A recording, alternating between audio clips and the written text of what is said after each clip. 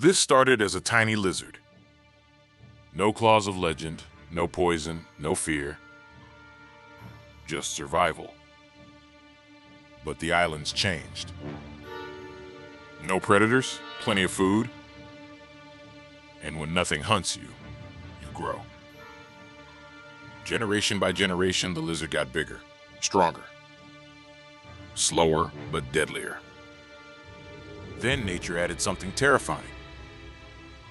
Its bite didn't need to kill.